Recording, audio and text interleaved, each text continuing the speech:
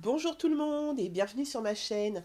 On se retrouve aujourd'hui pour la toute dernière vidéo de 2022 et j'ai consacré cette vidéo, comme vous me l'avez demandé, au top et au flop ciné, série TV de cette année. D'abord, je tenais à dire que cette année, j'ai pas été énormément au cinéma, donc j'aurai pas beaucoup de films en salle. Et en ce qui concerne les séries TV, ce sont les séries qui ont particulièrement attiré mon attention en 2022, qui m'ont plu, que j'ai binge-watché en 2022.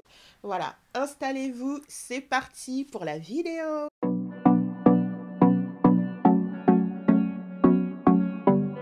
J'ai pris des petites notes et je vous propose de commencer par les flops. On va garder le meilleur pour la fin. Cette liste n'est pas du tout exhaustive, sinon la vidéo durerait des heures et des heures. Il a fallu faire un choix, donc mon choix s'est porté sur certaines plutôt que d'autres. N'hésitez pas à me dire en commentaire justement quels sont vos flops et vos tops de 2022. Je vais nominer à regret, je dois le dire, la série How to Get Away with a Murder et en particulier l'ultime saison. Je ne pensais pas le dire un jour, mais je me suis lassée d'Annalise Keating et de sa bande d'étudiants avocats. Une intrigue qui dure en longueur. I mean, saison 6. Je sais même pas comment ça se termine parce que j'ai pas été jusqu'au bout. Et pourtant, j'ai binge-watché toutes les saisons précédentes. Mais là, je crois que je me suis arrêtée à l'épisode 3 ou 4 que j'ai essayé de revoir et ça ne prenait pas. Le coup d'Annalise Keating qui va chez la psy, mais en même temps, sa voisine de psy est en fait une intrigante. Lorraine a disparu, elle est revenue, mais en fait, elle n'est pas morte. Machin, nanani. Non, stop, faut savoir s'arrêter. Autre grosse déception de 2022, Power Book Force. Power Book, c'est une série de spin-off de la série originelle Power. Et donc, il y a ce spin-off qui s'appelle Force, qui est centré sur le personnage de Tommy. Tommy, c'était l'alter ego de Ghost dans Power. Mais mon Dieu, quelle déception! Et dire que je l'ai attendu, ce spin-off. Pour moi, il était évident que Tommy aurait son spin-off. Vraiment, son rôle était assez intéressant, je trouvais, à croire que finalement, il y a certains rôles qui ne marchent qu'en duo. Il y a certains personnages qui sont faits que pour être l'alter ego d'autres personnages. C'est un peu comme Batman et Robin. Qui a envie de voir un spin-off sur Robin ? Personne. Ça fonctionne pas du tout. Le scénario est plat, l'intrigue redondante, le personnage n'évolue pas, on sent pas trop où ils veulent en venir. J'ai dû m'arrêter à l'épisode 5 ou 6 et vraiment j'ai forcé. Mais quand ça veut pas, ça veut pas. Grosse déception de 2022, c'est la série The Underground Railroad. J'ai essayé. Vraiment, j'ai essayé et j'y arrive pas. Les séries qui ont pour toile de fond l'esclavage, c'est vraiment trop dur. Pourtant, je regarde des films d'horreur, des séries horrifiques, des faits divers assez horribles.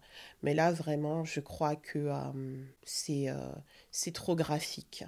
J'en ai marre de voir des personnes se faire fouetter. Je sais que c'est une part de l'histoire, surtout que ça raconte l'histoire aussi d'Harriet Tubman. The Underground Railroad, c'est le célèbre chemin de fer clandestin via lequel les esclaves des plantations du Sud avaient la possibilité de s'échapper grâce à un réseau très bien organisé qui était notamment dirigé par Harriet Tubman et qui les conduisait à pouvoir poursuivre un affranchissement dans le Nord. Malgré la présence de Fuso Bédu que l'on retrouve dans The Woman King, qui est une actrice vraiment à suivre, j'ai pas pu.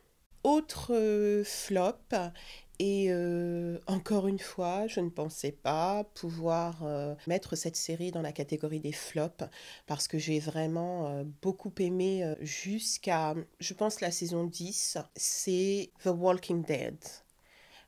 Pareil, c'est trop long. Ça dure trop longtemps. Je pense qu'ils ont un petit peu épuisé tout ce qui est possible d'être fait autour de cette histoire de zombies, si bien que à un moment donné, même les zombies ne font plus peur. Limite, ça fait kitsch. Comme pour Murder, il faut savoir s'arrêter sur un succès. Je trouve que il y a plus grand chose à raconter. Ça mérite pas une saison 11. Je suis passée à autre chose. J'arrête. Autre flop, c'est la série The Watcher. Pourtant, j'adore Ryan Murphy. J'aime beaucoup les faits divers adaptés au cinéma. Mais là, je n'ai pas réussi à rentrer dedans. Je trouvais que c'était trop lent. Une réalisation un petit peu... je sais que Ryan Murphy aime bien le côté un peu vintage. Mais là, c'est... je sais pas, je comprends pas parce que c'est un succès et que c'est une thématique que j'aime bien, mais non, je sais pas accroché. Je crois que je me suis arrêtée à l'épisode 2 et que je n'ai pas cherché à reprendre. Voilà pour ce qui est des flops. Hein. On va pas s'étendre plus longtemps et on va passer tout de suite au top. Raising Kanan, l'un des spin-offs de la série Power. C'est mon préféré. Les choses sont dites. Vraiment, j'ai trouvé que de connaître un petit peu l'enfance de ce super vilain qu'est Kanan, de savoir un petit peu quelles sont les circonstances qui l'ont poussé à être si méchant, des premiers temps de la structuration du trafic de drogue dans les quartiers et tout ça à travers une matriarche et ses frères. J'ai vraiment trouvé ça super intéressant. Patina Miller, qui est l'actrice principale, joue vraiment très bien. C'est bien écrit, bien scénarisé. Les costumes sont hyper fidèles à ce qu'étaient les années 90. Vraiment, je vous le recommande. Pour celui-là, on va dire que vous n'avez pas besoin d'avoir vu Power et que ça vous donnera envie de voir Power vu que Power, il y a 6 saisons. Là, on a 2 saisons. Dans Power, de manière générale, donc dans tous les books, il est énormément question de sentiments. C'est pas juste des histoires de gangsters, de gens qui se tirent dessus à longueur de journée. Il y a une grosse place qui est donnée aux feelings, aux sentiments dans les scénarios. C'est très bien écrit, donc vraiment, je vous recommande. Autre coup de cœur de 2022, c'est la série This Is Us. Donc j'ai commencé la série This Is Us il y a quelques années, peu après finalement son lancement, et il y a aucune saison qui m'a déçue. Et là, c'était la saison finale, qui est la saison 6. Il faut avoir le cœur accroché parce que j'avoue qu'il tire pas mal sur la corde sensible, mais c'est très bien fait. C'est une histoire de famille qu'on suit sur plusieurs générations, mais c'est aussi des histoires personnelles qui s'imbriquent, de comment est-ce qu'on chemine avec les autres, comment est-ce qu'on se construit avec les autres, via les autres. Comment est-ce que on survit aux relations familiales? Comment est-ce que les relations familiales peuvent être des vecteurs de confiance en soi, mais également provoquer, générer, réveiller pas mal d'insécurité chez chacun d'entre nous. Donc This Is Us, c'est vraiment tout ça. C'est aussi des histoires d'amour, d'amitié, des histoires de vie. J'ai beaucoup aimé cette série et tous les acteurs. Vraiment, il n'y a pas quelqu'un que je préfère plus que l'autre. Je vous la recommande. Si vous ne l'avez pas encore vue et que vous aimez les histoires de vie, pas gnangnan, vous allez vous régaler. Alors, autre coup de cœur, comment élever un super-héros sur Netflix. C'est une série en 2 saisons uniquement, coproduite par Michael B. Jordan, qui raconte l'histoire d'une mère célibataire qui découvre que son fils a des super-pouvoirs. C'est une série que j'ai regardée avec ma fille. C'est la première série qu'elle regarde. C'est également le premier contenu qui fait un peu peur qu'elle regarde, donc elle a 10 ans. C'est adapté d'un comic book. Je vais pas du tout vous spoiler parce qu'en plus il y a que 2 saisons, donc ce serait dommage. Mais je trouve que c'est une série qui véhicule de très belles valeurs pour les enfants, du courage, de la loyauté, et c'est pas gnangnan. C'est-à-dire que on parle également du côté sombre que chacun d'entre nous peut avoir, la jalousie, l'envie, etc. Et vraiment, je vous recommande cette série avec vos enfants. Autre coup de cœur, et cette fois il s'agit d'un film, c'est le film Novembre que j'ai vu au cinéma il y a quelques semaines et que j'ai beaucoup aimé.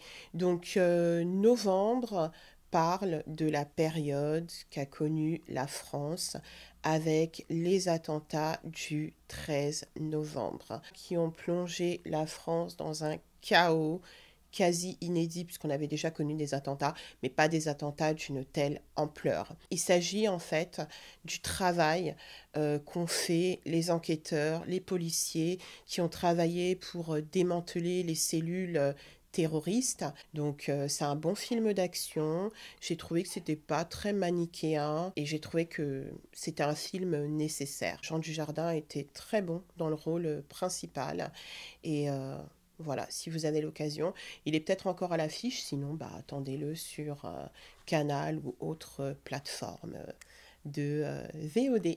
Autre coup de cœur de 2022, la mini-série Anatomie d'un scandale, qui est adaptée d'une histoire vraie. Un homme politique accusé de viol par son assistante. Et je trouve qu'il n'y a jamais trop de contenu qui tourne autour du mouvement MeToo, de ce à quoi de nombreuses femmes sont exposées, qui rappellent que des agresseurs sexuels, il y en a également dans les hautes instances dirigeantes. J'ai trouvé que la série était bien écrite, qu'elle balayait vraiment un petit peu toutes les choses qu'il y a à savoir autour des violences sexuelles faites aux femmes, à savoir l'opinion publique, l'amnésie traumatique, la mise en cause de la victime qui devient limite coupable parce qu'elle aurait des mœurs légères, entre guillemets. Voilà, donc j'ai trouvé que c'était vraiment très bien, c'est sur Netflix. Autre coup de cœur de 2022, c'est une série assez originale qui est sur Prime Video, qui s'appelle Wolf Like Me. Et c'est l'histoire en fait d'une femme qui se transforme en loup-garou une fois la nuit venue et qui malgré tout rencontre un papa célibataire avec qui elle va essayer d'avoir une relation amoureuse. Donc c'est assez original. C'est l'un de mes coups de cœur pour plusieurs raisons. Parce que déjà j'ai trouvé l'histoire originale. Ça modernise un petit peu le mythe du loup-garou qui souvent est un homme. Là c'est une femme. On inverse un petit peu les rôles par rapport à ce qu'on a l'habitude de voir. Là on a affaire dans le rôle principal un père célibataire. En général, dans les histoires d'amour, on a affaire à une mère célibataire qu'un monsieur va venir sauver. Le personnage principal, le héros, entre guillemets, ou plutôt l'anti-héros, c'est quelqu'un qui est gros. Et ça aussi, c'est très rare. En général, les gros n'ont pas de rôles principaux. Ou alors des rôles qui tournent autour de leur poids. Là, à aucun moment, il est question du poids de cet homme. Voilà, donc vraiment, je vous recommande. J'espère qu'il y aura une saison 2, parce que vraiment, la saison 1 m'a laissé sur ma faim, et j'ai vraiment trouvé cette série très originale. Alors, autre série coup de cœur de 2022, The Godfather of Harlem, avec Forest Whitaker dans le rôle principal. Il s'agit d'une histoire vraie. D'ailleurs, il faut absolument que j'aille voir le documentaire qui est associé à la série. C'est sur l'application Lionsgate, pour le temps qu'il nous en reste. Mais vraiment, si vous avez l'occasion, ne manquez pas des Godfather of Harlem, qui raconte l'histoire de Bumpy Johnson, un trafiquant de drogue qui est parti du plus bas de l'échelle et qui est devenu l'un des principaux trafiquants de drogue de son époque. Donc l'action se passe dans les années 60 et on retrouve d'ailleurs des personnages historiques de l'époque comme Malcolm X, avec qui il avait une relation amicale. C'est vraiment intéressant, je vous la recommande. C'est une pépite.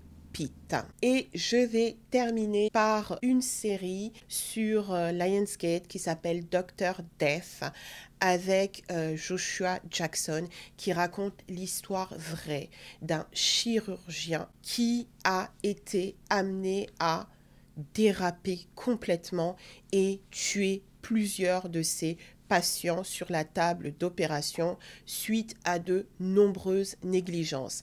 C'est-à-dire que le type avait des négligences telles que on s'est dit, c'est pas possible. C'est un tueur en série. Il a pu être arrêté justement grâce à d'autres chirurgiens qui ont eu le courage de témoigner contre lui, de le poursuivre. Vous connaissez le système de santé américain. Tout était organisé pour que le mec en fait reste dans l'impunité et qu'on reste dans le domaine du risque. En gros, quand vous faites opérer, vous courez un risque. Vous avez signé les papiers. Donc, si vous canez sur la table d'opération, c'est votre problème. On vous avait prévenu des risques. Sauf que le type se droguait avant certaines opérations, il avait menti sur ses diplômes, sur ses qualifications, bref, un espèce de mégalo complètement ouf. C'est vraiment une série hyper intéressante sur à la fois l'histoire de la médecine et à la fois un petit peu le volet judiciaire du droit de la santé. Voilà, j'arrive à la fin de cette vidéo. J'espère que ce top flop vous aura plu. Si vous avez des recommandations, n'hésitez pas. En attendant, je vous souhaite un très bon réveillon de la Saint-Sylvestre, même si je reviendrai pour vous présenter mes vœux. Je vous souhaite par avance une excellente année 2023. Si cette vidéo vous a plu, n'hésitez pas à m'encourager avec des pouces en l'air, à vous abonner, à partager cette vidéo autour de vous. Et j'en profite pour vous remercier pour l'accueil que vous avez consacré à ma présence sur YouTube en 2022. J'espère qu'on va continuer sur cette lancée en 2023. Et je vous dis à très bientôt pour une nouvelle vidéo. Bisous!